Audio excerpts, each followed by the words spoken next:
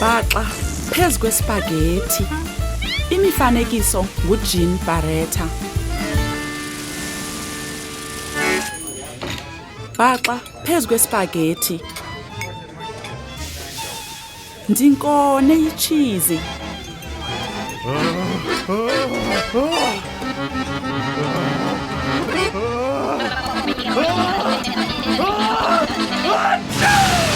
Ndilahlekelwe yingqakumba yam yenyama ngelixa kukho umntu othimlayo. Iwile etafileni yaqenqelekela phantsi. Nalo ke usizi lwengqakumba yam yenyama iqenqeleka ukuya emnyango. Iqenqeleke yaya kutsho egadini. Shwa phantsi kwamahlahla. Hayi ke usizi lwengqakumba yam yenyama yajika yaba yinyamfunyamfu. Inyamfunyamfu le yaba nencasa, incasa engazange iviwe ngaphambili. Kwaze kwihlobo elandelayo yakhula yaba ngumthi. Umthi lo wawugcwele, ugcwele nje ubulembu konke. Waze wakhula iingqakumba zenyama netumato sosi. Ngoko ke ukuba utya ispaghetti esigcwele yichizi, kufuneka uyibambe nkqi inyama yakho engqakumba xa uthimla. Thinci. Kunganjani ukuba singalicula eli bali? Great idea!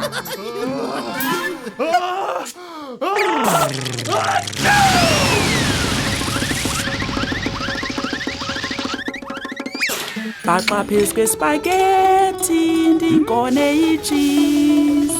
Ndilahlekelwe yingqakumba yam ngelixa kukho umntu othimlayo.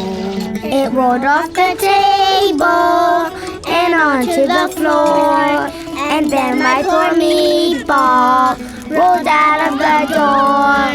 It rolled in the garden and under a bush, and then my poor meatball was nothing but mush.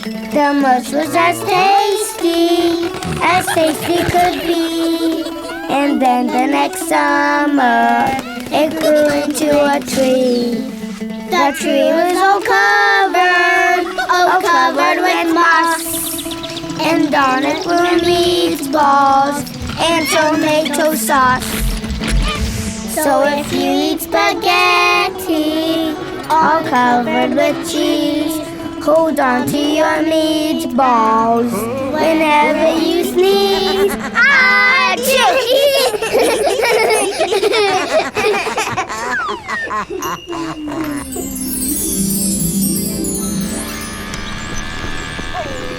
Moving picture books, magically bringing storybooks to life.